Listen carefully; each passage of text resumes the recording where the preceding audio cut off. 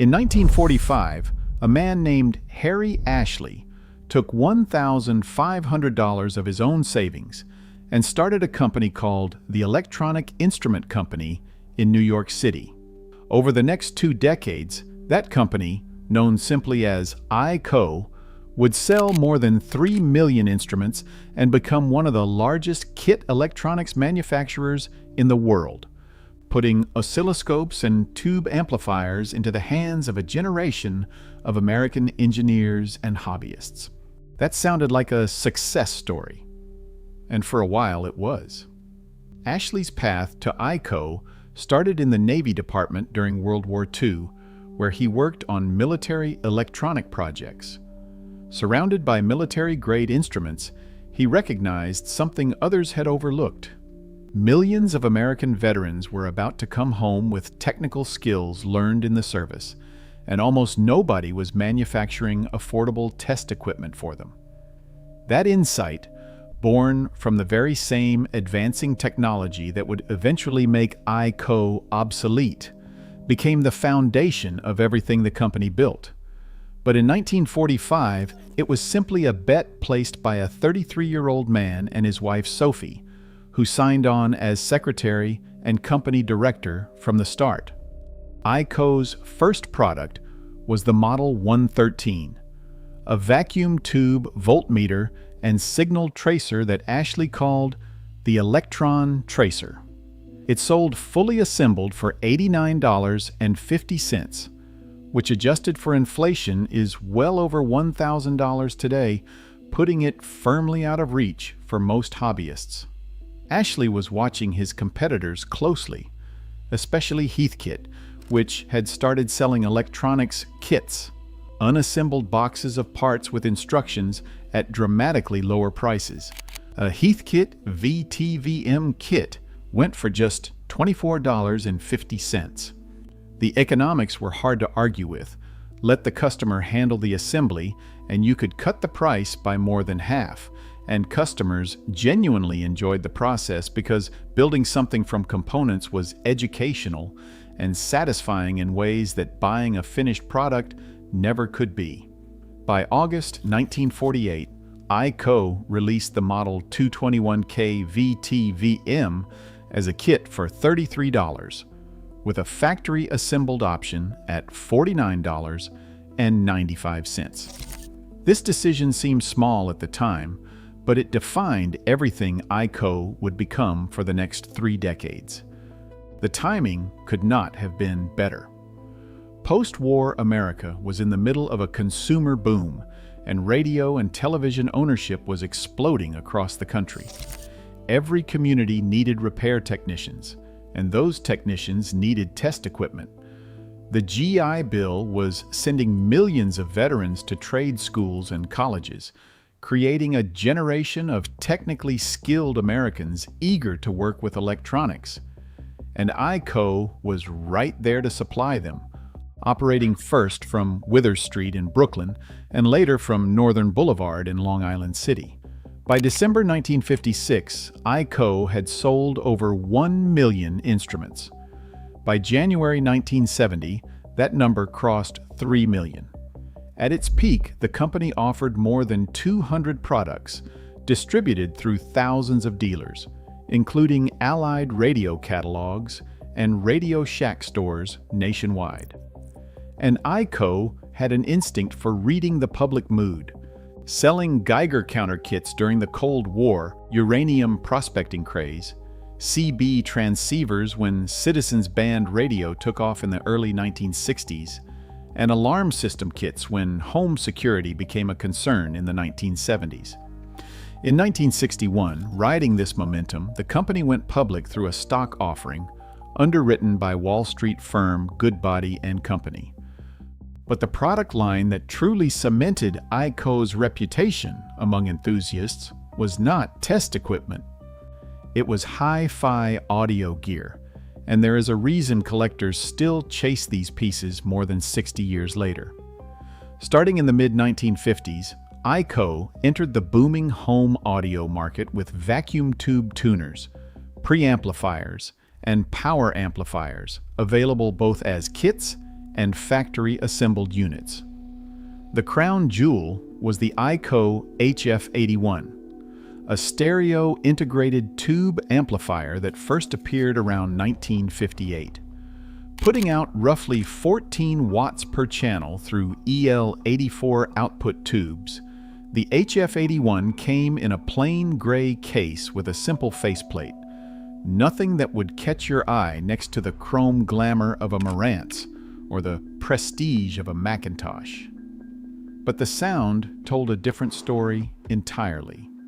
Stereophile magazine would later call the HF81 one of the best-kept secrets in audio history, noting that a properly restored unit could rival far more expensive single-ended trio designs.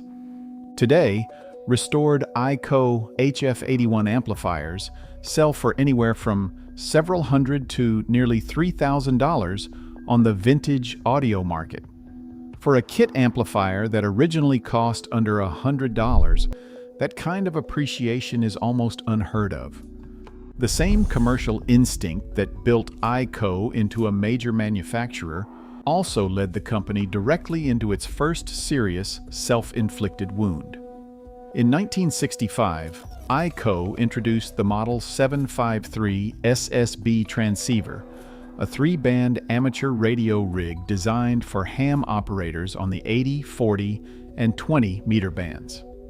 On paper, it was ambitious, an affordable sideband transceiver offered as a kit for a community that valued hands-on equipment. In practice, the 753 was a disaster. Its solid-state VFO design suffered from chronic frequency instability, drifting constantly and forcing users to readjust the tuning dial mid-conversation. The ham radio community gave it a nickname that stuck, the 7-Drifty-3. In a community where word of mouth carries enormous weight, the 753 did real and lasting damage to EICO's credibility. What followed was arguably even harder to explain. In the late 1960s, EICO introduced an all-solid-state audio line under the Cortina brand name, recognizing that the industry was shifting to transistors. But the Cortina products did not capture the warmth that made EICO's tube gear so beloved, and collector catalog analysis shows unsold tube amplifiers lingering alongside aggressive Cortina promotions, a sign that neither line was selling well enough.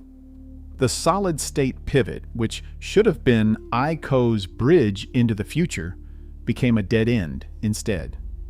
But the biggest threats to EICO had nothing to do with any single product. Three massive forces were building through the 1970s and 1980s that would eventually destroy not just EICO, but the entire American electronics kit market. The first was technological change. As electronics shifted from vacuum tubes and discrete components to integrated circuits and surface mount technology, kit building became progressively harder. A hobbyist could hand solder a resistor and a vacuum tube socket on a Saturday morning, but that same hobbyist could not easily solder a surface mount chip smaller than a grain of rice. The technology that made electronics cheaper also made them nearly impossible to assemble at home. The second force was globalization. Cheap, factory-assembled electronics from Japan and South Korea meant you could buy a finished stereo receiver or digital multimeter for less than the price of an equivalent kit. The fundamental premise of the kit industry, that customers save money by doing the labor themselves, collapsed once offshore manufacturing made finished goods cheaper than raw components. The third force was cultural. The era of the dedicated tinkerer, the hobbyist who spent Saturday mornings with a soldering iron and a schematic spread across the kitchen table, was fading.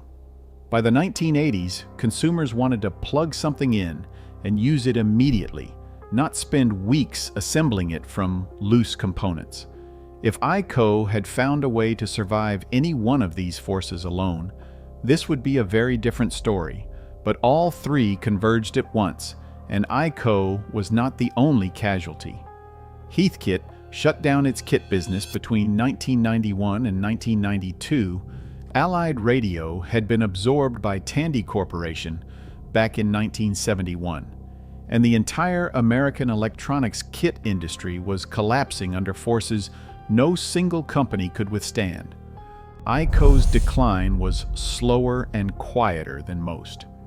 By the mid-1970s, the only audio products the company still offered were kits manufactured in South Korea, and although EICO had tried increasing factory-built production to over 40% of sales, it was not enough.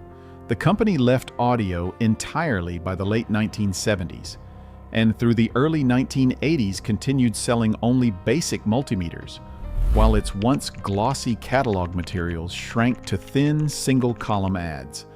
The last known EICO advertisement appeared in the June 1983 issue of Computers and Electronics magazine, which was notably the same publication previously titled Popular Electronic, the very type of hobbyist magazine that helped build EICO's name in the first place. After that, the brand vanished from the electronics world entirely, and the company transformed into something nobody could have predicted: a property management firm handling commercial real estate through the 1990s. Then in 1999, the shareholders voted to liquidate, and after more than half a century, the electronic instrument company was officially done. But the corporate death of EICO turned out to be only the beginning of a different chapter. In the decades since, its tube-era audio equipment has experienced a remarkable second life.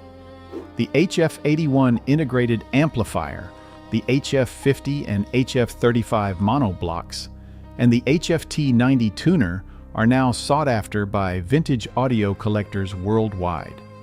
And the craftsmanship of EICO's output transformers is credited with giving these amplifiers a sound quality that still impresses listeners more than 60 years later.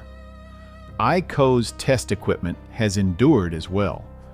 The Radio Museum database catalogs over 180 different EICO models with nearly 1,200 photographs and 1,500 schematics. Because the kits were documented thoroughly and assembled with screws rather than rivets, they remain surprisingly easy to service today, a testament to the practical design philosophy of the kit-building era. Heathkit was always the bigger name, and EICO never had the chrome glamour of a Macintosh or the sprawling catalog of Allied Radio. But for hundreds of thousands of Americans, an EICO kit was the first time they held a soldering iron, the first time they understood how a circuit actually worked with their own hands, and the first time they powered on something they had built from a box of parts and heard it come to life.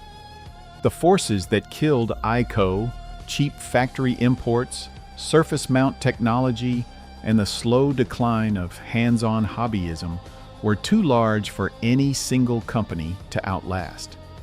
But the instruments those hobbyists assembled are still out there today, in workshops and collections and vintage audio systems around the world, still working and still sounding remarkable after more than half a century, carrying the quiet legacy of a man who started with $1,500 and a belief that anyone should be able to build their own electronics.